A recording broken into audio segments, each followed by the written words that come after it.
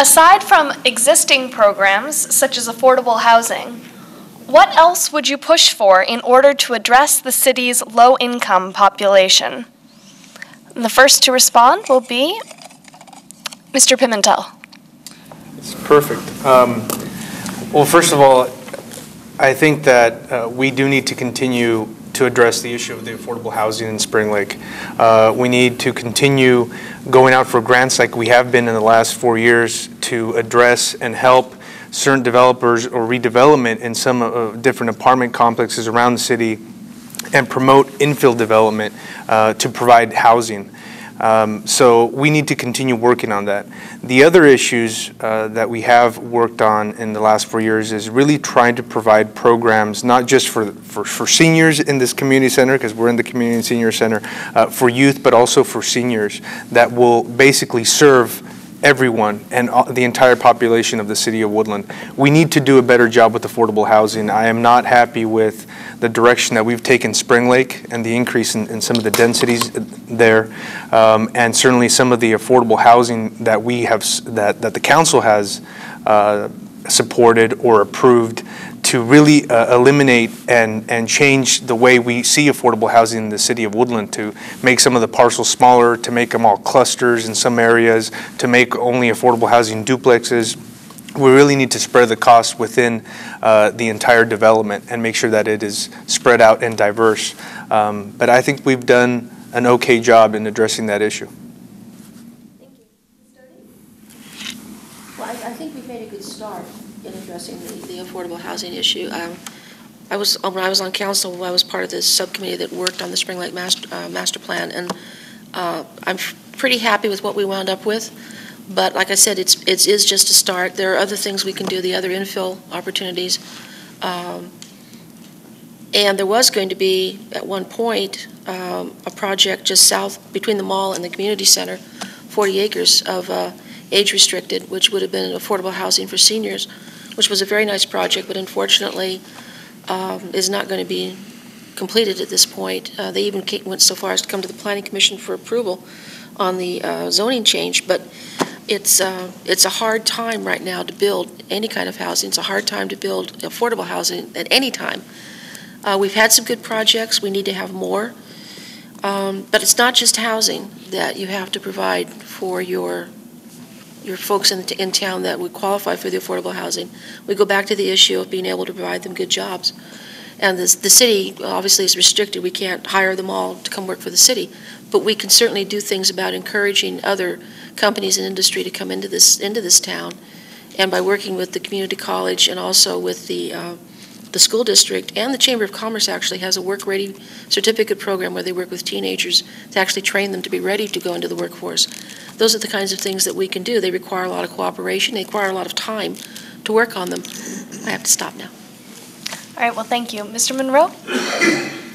Well, you know, we brought up the Spring Lake plan, but the southeast area, nobody on the council had anything to do with that, but I think that was a disaster for as far as affordable housing is compared. But I do think we did a pretty good job with the Spring Lake area. I mean, we wrangled over that thing for 8-9 years trying to get it right.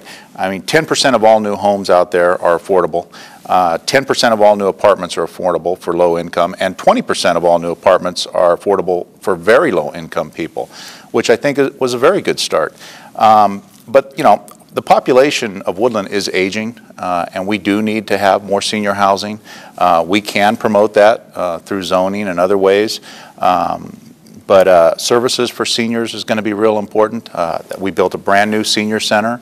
We're always kind of working out the kinks on that, but that providing those services is real important. If you come down here during the day, you'll see seniors down here doing all kinds of activities. Those kind of services are important.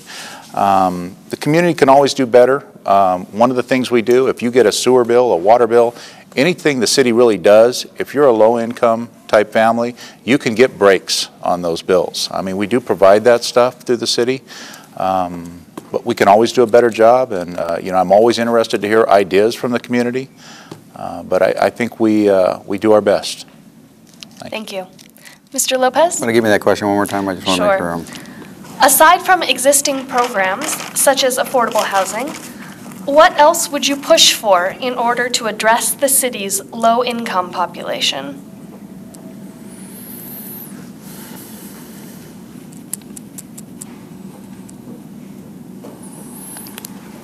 Well, I think the low-income housing shortage can be addressed by just simply looking at what we have here to work with, and also dealing with the housing crisis, which is basically engulfing most of California right now, that it's becoming extremely difficult for even median income families to afford the houses that they've bought or are living in. So I think what we need to do is focus on some of the programs that are available through our federal government to help subsidize some of the existing housing, that it can become more affordable, and then concentrate on back on one of the other issues is to bring jobs that pay more, so that we can bring up some of those lower income families up to a more medium income, so that they can afford to ease the payments of some of the areas that are affected now with the price of everything that's going up. As more houses go into sales or foreclosures, the rental properties are skyrocketing, and that's going to need to be addressed statewide, I think, not only in Yolo County or the city of Woodland, but it'll have to be addressed in that manner. So it is a serious issue that's going to face us here shortly. Thank you. Mr. Harris? The fact that the majority of our citizens in this community don't have access to equity in the community is a disaster. The housing crisis that's recent is just the most recent display of the problem. Only, Jeff's mentioning 10%. Well, in the southeast area, of course, we got nothing because the city council policy at the time was so lax. But in Spring Lake, they've got 10% now. But if you think about it, 10% is very little, and it's only a tiny sliver of the need. There is a great demand for affordable home ownership, not just affordable housing. People want to own a home and have an equity participation in the community.